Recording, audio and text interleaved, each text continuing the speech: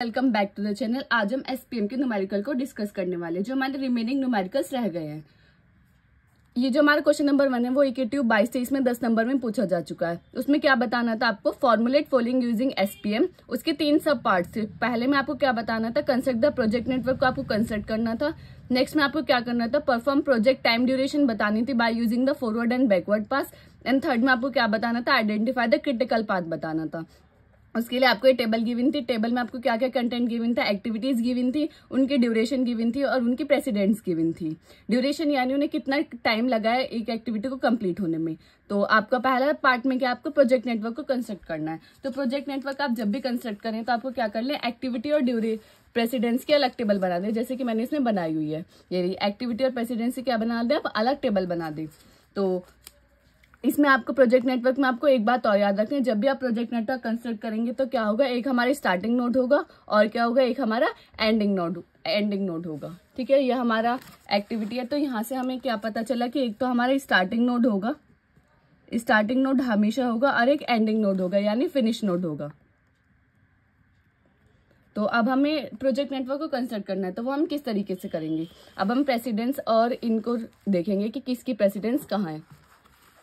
अब जो हमारा एक्टिविटी ए है उसकी प्रेसिडेंस क्या है, ऐसे माइनस है यानी कुछ नहीं है, नन। जब भी किसी की प्रेसिडेंस कुछ नहीं होगी तो वो हमेशा कहाँ से स्टार्ट होगा, स्टार्टिंग नोड से ही स्टार्ट होगा। यानी ए जो है वो कहाँ से स्टार्ट हुआ है, कनेक्टेड कहाँ से, स्टार्टिंग नोड से, क्योंकि उसकी प्रेसिडेंस क्या है, कुछ भी नहीं है। अब ऐसे हम बी के लिए करेंगे तो बी की प्रेसिडेंस क्या है, बी की भी प्रेसिडेंस कुछ नहीं है। तो इसका मतलब बी भी हमारा कहाँ से, स्टार्टिंग नोड से, अभी बस इनिशियली स्टार्ट ही हुआ है। ठीक है, अब हम नेक्स्ट में करेंगे तो नेक्स्ट में क्या है, ए की प्रेसिडेंस क्या कौन है, एक्टिविटी सी। ए की प्रेसिडेंस कौन है, एक्टिविटी सी। ठीक है, अब यहाँ देखेंगे ए की प्रेसिडेंस कौन है, एक्टिविटी सी। ये रहा, ए की प्रेसिडेंस कौन है, एक्टिविटी सी। अब बी के लिए देखिए, बी की प्रेसिडेंस कौन है, एक्टिविटी डी। बी की प्रेसिडेंस कौन है, एक्टिविटी डी। और ठीक है, अब नेक्स्ट में क्या है, बी की प्रेसिडेंस क्या है, एक्टिविटी ई भी है। तो जिस तरीके से डी है उसी से ही एक एक्टिविटी और है, वो क्या है, हमारी ई। ठीक है, नेक्स्ट में फिर क्या है, एफ पे आए तो एफ की क्या है, प्रेसिडेंस कुछ नहीं है। यानी जिसकी प्रेसिडेंस कुछ नहीं होती वो कहाँ से स्टार्ट होगा, हमेशा स्टार्टिंग नोड से, यानी वो बस इनिशियली अभी स्टार्ट ही हुआ है। तो एफ क्या होगा, यहाँ से इनिशियली बस अभी स्टार्ट ही हुआ है। अब नेक्स्ट में देखेंगे जी, एक्टिविटी जी का जो है कॉम्बिनेशन है, यानी ई और एफ को कंबाइन करके क्या बना है हमारा, एक्टिविटी जी। ई और एफ को हमने कंबाइन किया है, ई और एफ को कंबाइन किया तो हमारा क्या बना है, हमारा एक्टिविटी जी। ठीक है, अब यहाँ आएंगे हम, सी और डी को हमने कंबाइन किया है तो वो क्या हुआ हमारा एच। यानी सी और डी के हमें प्रेसिडेंस को कंबाइन किया है तब हमें क्या मिला, हमारी एक्टिविटी एच। सी और डी को जब हमने कंबाइन किया है तो क्या मिला है, हमारे एक्टिविटी एच। अब इसके आगे तो कोई एक्टिविटी है नहीं, अरे किससे कनेक्टेड है, हमारे एंडिंग नोड यानी फिनिश नोड से। तो ये हमारा क्या कंस्ट्रक्ट हो गया, ये हमारा कंस्ट्रक्ट हो गया प्रोजेक्ट नेटवर्क। आई होप आपको समझ आ गया होगा, सिर्फ इसमें आपको एक्टिविटी और प्रेसिडेंस देखना है।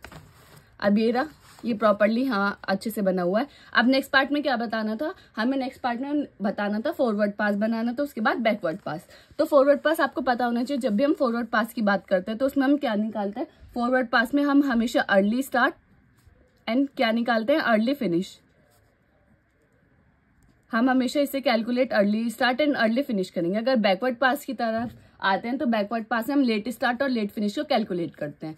तो ये जो हमारा प्रोजेक्ट नेटवर्क है इसके अकॉर्डिंग ही हम क्या बनाएंगे, अपना फॉरवर्ड पास। अब आपको इससे पहले पता होना चाहिए कि इसकी फॉरवर्ड पास की कोई भी एक एक्टिविटी है तो उसमें किस तरीके से हम कहाँ अर्ली स्टार्ट लिखेंगे, कहाँ अर्ली फिनिश लिखेंगे। तो इस तरीके से हम इसकी एक टेबल बनाते हैं। यहाँ हमारा क्या होता है, यहाँ होता है अर्ली स्टार्ट, यहाँ होता है अर्ली फिनिश, वो मैं शॉर्ट फॉर्म में लिख रही हूँ। और यहाँ क्या होता है, लेट फिनिश, और यहाँ क्या होता है, लेट स्टार्ट। यहाँ क्या होता है, डी यानी ड्यूरेशन। यहाँ क्या है, एक्टिविटी की कौन सी एक्टिविटी है। इस तरीके से आपको हर एक्टिविटी की इस तरीके से एक टेबल बनानी होती है। और जो अर्ली फिनिश आएगा यहाँ लिखना होता है, अर्ली स्टार्ट आएगा वो यहाँ, ड्यूरेशन यहाँ, लास्ट स्टार्ट यहाँ, लास्ट फिनिश यहाँ। अब जो भी हमारा ये बना है, जो हमारा प्रोजेक्ट नेटवर्क बना है, उसी को ही देखकर हमें क्या बनाना है, अपना फॉरवर्ड पास का नेटवर्क बनाना है। तो हम किस तरीके से बनाएंगे, पहले हमारी एक स्टार्टिंग नोड जो कि हमारी कंपलसरी ही है कि हमारी स्टार्टिंग नोड होगी, उससे कनेक्टेड क्या है, स्टार्टिंग नोड से कनेक्टेड क्या है, हमारी कौन सी एक्टिविटी है, एक्टिविटी ए। तो पहले ये इस तरीके से डायग्राम बनाएंगे, किसका, एक्टिविटी ए का। यहाँ एक्टिविटी ए आएगी, early start, duration early finish, late start late finish. ठीक है, फिर क्या है, यहाँ बी है, देन ये यहाँ क्या आ जाएगी, हमारी बी आ जाएगी। या ये होगी हमारी एक्टिविटी बी के लिए। फिर क्या है यहाँ हमारी एफ, इस तरीके से यहाँ आ जाएगी हमारी एक्टिविटी एफ, ये क्या आ जाएगी हमारी एक्टिविटी एफ के लिए। तो ये हो गया। अब ऐसे इसी तरीके से आपको complete chart banana by using the project network. ठीक है, अब ये जो है ये मैंने आगे बनाया हुआ है, प्रोजेक्ट नेटवर्क को देखकर बिल्कुल सेम इसी तरीके से मैंने बना दिया। अब हमें क्या है, अब हमें पड़ेगी जो हमारी टेबल है, अब हम उसकी तरफ चलते हैं। हमें टेबल को देख देख कर थोड़ा इसमें फिल करना होगा। अब क्या है ए इनिशियली कहाँ से स्टार्ट है, यानी बिल्कुल इनिशियली अभी स्टार्ट हुआ ही है, तो उसका अर्ली स्टार्ट क्या होगा 0। ठीक है, यहाँ की ड्यूरेशन, ए की ड्यूरेशन कितनी आप टेबल में दे सकते हैं, ए की ड्यूरेशन कितनी है 6, तो ड्यूरेशन यहाँ कितनी आई 6। फिर यहाँ क्या होगा हमारा अर्ली फिनिश 0 + 6 6, ये हमारा ए का कंप्लीट हुआ। अब ए से कौन कनेक्टेड है हमारा सी, जो इसका अर्ली फिनिश है वो इससे क्या बन जाएगा अर्ली स्टार्ट, तो यह क्या हो जाएगा यहाँ 6। अब सी को कितनी ड्यूरेशन लगी है 3, 6 + 3 9। ठीक है, अब बी की तरफ चलते हैं। तो बी क्या बिल्कुल इनिशियली स्टार्ट ही हुआ है अभी, तो इसका क्या होगा अर्ली स्टार्ट क्या होगा 0। देन ड्यूरेशन कितनी है बी की 4, 0 + 4 4। ठीक है, अब देन इससे कनेक्टेड क्या है डी भी है और ई भी है। पहले हम ई एफ का कर लेते हैं। एफ की बिल्कुल स्टार्टिंग है 0, एफ का ड्यूरेशन कितना है, एफ का ड्यूरेशन कितना है 10, तो 0 यहाँ ड्यूरेशन में कितना आएगा 10, 0 + 10 10। ठीक है, अब हम बी की तरफ चलते हैं, सॉरी डी की तरफ चलते हैं। तो ये क्या होगा जो इसका अर्ली फिनिश है वो क्या होगा इसका अर्ली स्टार्ट बन जाएगा, तो ये क्या हो जाएगा 4। डी की ड्यूरेशन कितनी है, डी की ड्यूरेशन कितनी है 4, तो ड्यूरेशन में क्या लिखेंगे 4 + 4 8। अब ये बी से डायरेक्टली कनेक्टेड है, तो यहाँ क्या होगा इसका अर्ली फिनिश है वो क्या है इसका अर्ली स्टार्ट 4। देन ई की ड्यूरेशन कितनी है, ई की ड्यूरेशन कितनी है 3 4 5 6 7। ठीक है, अब ये यहाँ आएंगे हम अपने एच की तरफ, ये सी और डी के कंबाइन से बनाए ना एच की तरफ। अब यहाँ क्या होगा एच जो है वो हमारा सी से भी कनेक्टेड है एक्टिविटी, और एक्टिविटी डी से भी कनेक्टेड है। अब हमारे पास अर्ली फिनिश 2 हैं, एक 9 है और एक 8 है, तो यहाँ अर्ली स्टार्ट क्या होगा जो भी हमारी मैक्सिमम वैल्यू होगी 8 अर्ली फिनिश की, जो भी इन दोनों में से मैक्सिमम वैल्यू होगी वो क्या होगी उसका अर्ली स्टार्ट, यानी 9 और 8 में कौन मैक्सिमम है 9, तो ये क्या होगा इसका अर्ली स्टार्ट। ठीक है, एच में अब एच की ड्यूरेशन देखेंगे, एच की ड्यूरेशन क्या है 2 9 10 11, तो ये क्या आ गया हमारा 11। इसी तरीके से हम एच में देखेंगे, एच में क्या है एच वो सॉरी जी में देखेंगे, जी हमारा किससे कनेक्टेड है ई से भी कनेक्टेड है एफ से भी कनेक्टेड है। अब हम फॉरवर्ड पास की बात करें तो फॉरवर्ड पास में हमेशा मैक्सिमम लेते हैं, तो ई की क्या है अर्ली फिनिश क्या है इसका 7, इसका क्या है अर्ली फिनिश 10, तो 10 और 7 में से कौन लेंगे हम 10 लेंगे। और जी की ड्यूरेशन कितनी है, जी की ड्यूरेशन देखेंगे, जी की ड्यूरेशन कितनी है 3, तो यहाँ ड्यूरेशन में क्या लिखेंगे 3, 10 + 3 क्या हो जाएगा 13। तो ये क्या हो गया ये हमारा फॉरवर्ड पास का चार्ट पूरा कंप्लीट हो चुका है। अब उसने फॉरवर्ड पास के साथ साथ बैकवर्ड पास भी पूछा है। अब फॉरवर्ड पास आप हमेशा याद रखें हम कहाँ से चलेंगे, लेफ्ट से राइट की तरफ चलेंगे फॉरवर्ड पास के लिए। बैकवर्ड पास के लिए हम कहाँ से चलेंगे, हमेशा राइट से लेफ्ट की तरफ चलेंगे। अब ये आप देखिए इसमें यहाँ पूरी थ्योरी आपको अच्छे से लिखी हुई है जैसे आपको लिख कर आनी है। अब ये रहा, ये मैंने यहाँ ये प्रॉपरली मेंशन है, ये जो ये मैंने आपको बता दिया बिल्कुल सेम इसी तरीके से। अब हम पढ़ते हैं बैकवर्ड पास की तरफ कि बैकवर्ड पास हम किस तरीके से निकालेंगे। मैंने आपको क्या बताया, बैकवर्ड पास में हम कहाँ से चलेंगे, राइट से लेफ्ट की तरफ चलेंगे। अब यहाँ से राइट से लेफ्ट, अब एच और जी क्या 2 मॉड्यूल है जिनका अर्ली फिनिश एक का तो 11 है और एक का 13 है, यानी जो उन्हें टास्क मिला है एक ने आप मान लीजिए कि एक को टाइम लगा 11, एक को लगा 13। अब दोनों सेम पे है, जब तक जी कंप्लीट नहीं करेगा एच के दूसरे मॉड्यूल पे पहुंच सकता है नहीं, तो इसलिए हम क्या लेंगे मैक्सिमम लेंगे अर्ली फिनिश 11 और 13 में से क्या लेंगे हम दोनों का 13 लेंगे। समझ आ गई, हमने 13 इसलिए लिया है क्योंकि अगर एच का हम 11 ले लें लेकिन जी तो तब तक कंप्लीट कर ही नहीं पाएगा, तो सबसे मैक्सिमम लेंगे कि इन दोनों को कंप्लीट होने में सबसे मैक्सिमम टाइम कितना लगेगा, तो वो कितना लगेगा 13, इसलिए हमने क्या लिया है यहाँ 13। अब यहाँ लेंगे हम क्या लिखेंगे early late start. Let start किस तरीके से लिखेंगे, लेट स्टार्ट का फॉर्मूला क्या होता है हमारा लेट फिनिश माइनस ड्यूरेशन।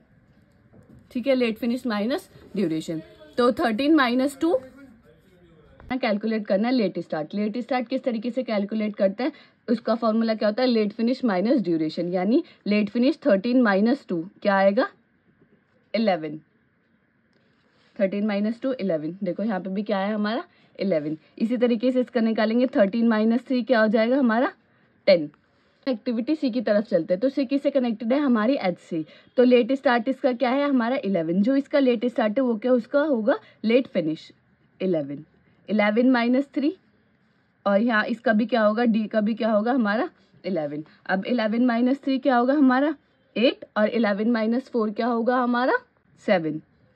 अब हम एक्टिविटी ई की तरफ चलते हैं। ई हमारी किससे कनेक्टेड है, जी से।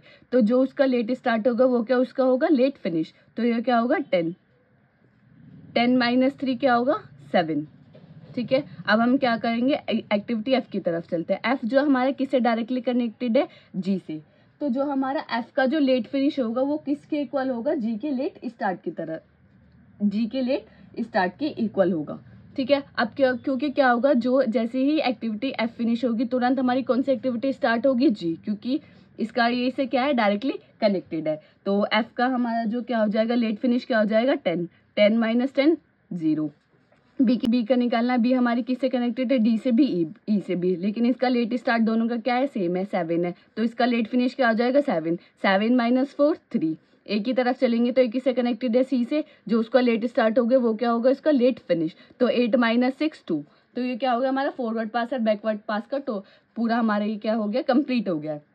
अब इसमें आप हमेशा याद रखें कि जब भी हम फॉरवर्ड पास निकालेंगे उसमें हम मैक्सिमम वैल्यू लेते हैं, और जब बैकवर्ड पास निकालेंगे तो उसमें हम क्या लेंगे मिनिमम वैल्यू लेंगे। अगर हमारा कोई दो मॉड्यूल एक मॉड्यूल से कनेक्टेड है तो उन दोनों में से क्या लेंगे हम मिनिमम लेंगे। जैसे हमने इसमें मैक्सिमम लिया था ना, तो अगर हम बैकवर्ड पास में जाएंगे तो उसमें क्या लेंगे हम मिनिमम लेंगे।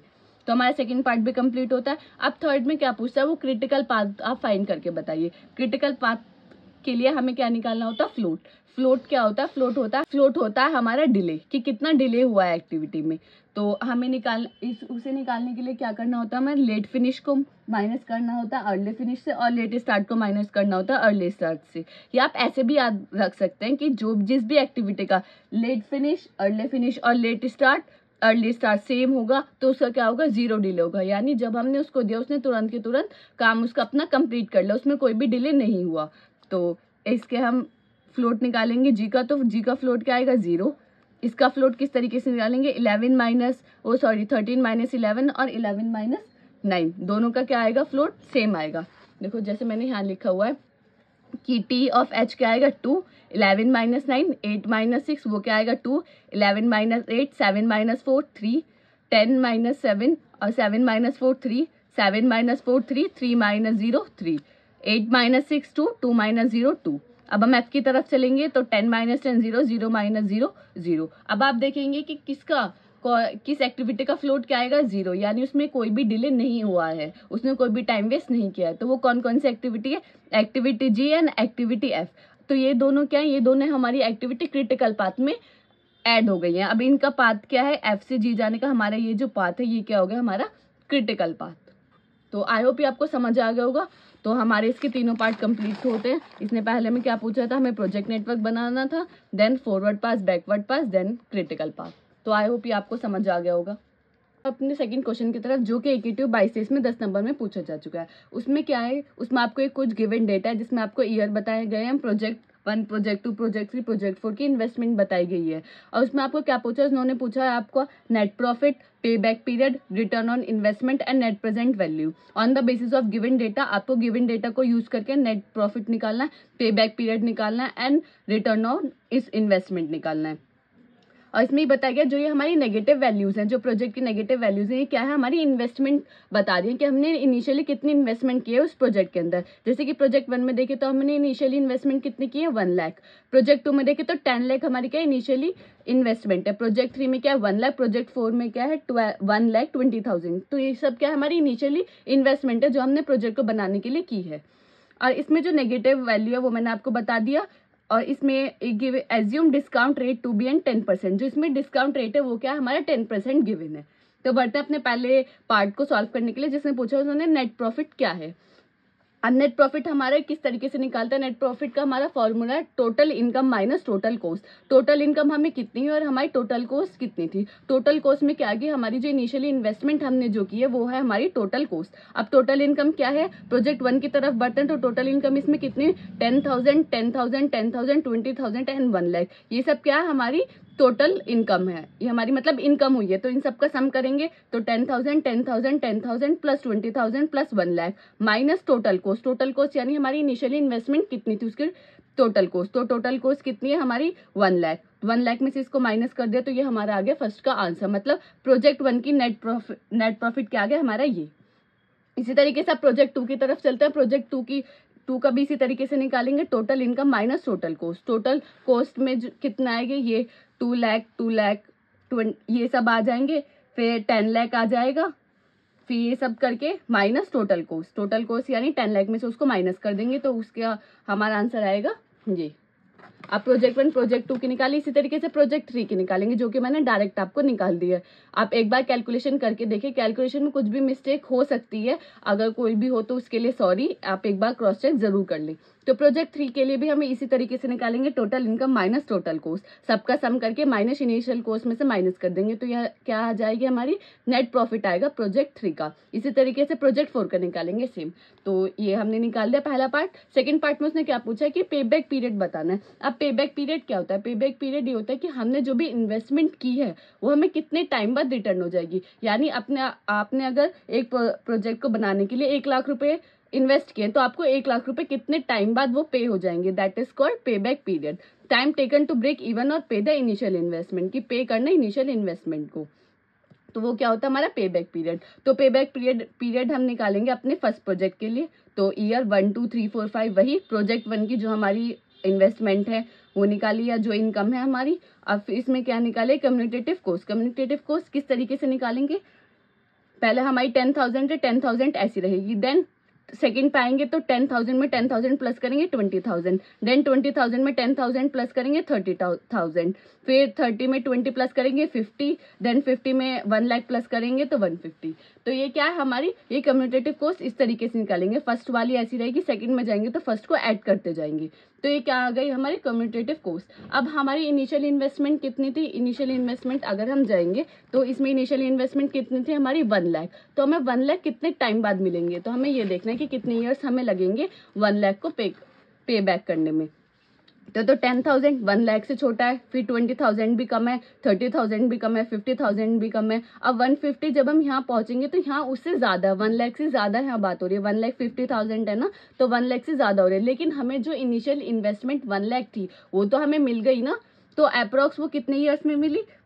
4.5, अप्रोक्स 4.5 ईयर्स में मिली। तो आप 4.5 नहीं लिखेंगे, आप टोटल लिखेंगे कि 5 ईयर्स में हमारी जो इनिशियल इन्वेस्टमेंट थी वो तो हमें मिल गई, चाहे उससे ज्यादा मिली वो कोई दिक्कत नहीं है, लेकिन हमारी जो इन्वेस्टमेंट थी वो हमें कंप्लीट मिलनी चाहिए। अगर हम यहाँ 4 पे ही रुक जाते तो 50,000 यानी हमारी रिमेनिंग रह जाती, क्योंकि हमारी क्या थी? इन्वेस्टमेंट 1 लाख थी, तो वो उससे कम थी, तो कम बिल्कुल नहीं चलेगी, थोड़ी ज्यादा चल सकती है। तो यहाँ हमारी जो पे बैक पीरियड कितना आ गया हमारा? 5 ईयर की। 5 ईयर में हमारे 1 लाख रुपीज हमारे रिटर्न हो जाएंगे।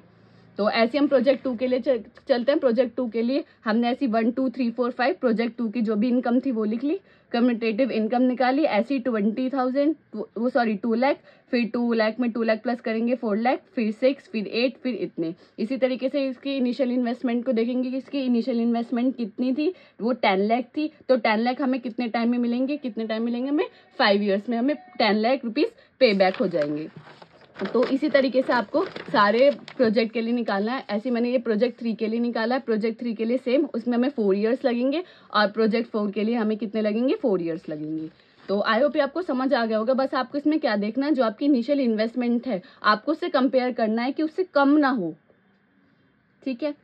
अब हमारा थर्ड पार्ट में क्या पूछा था? Return of investment. Return of investment का फॉर्मूला क्या है? ROI equal to net profit upon total year upon total investment into 100। ये क्या होता है हमारे रिटर्न ऑफ इन्वेस्टमेंट का? क्या ये फॉर्मूला है। तो रिटर्न ऑफ इन्वेस्टमेंट हम प्रोजेक्ट 1 के लिए निकालेंगे। तो प्रोजेक्ट 1 के लिए नेट प्रॉफिट कितना है, जो कि हम पहले निकाल चुके हैं।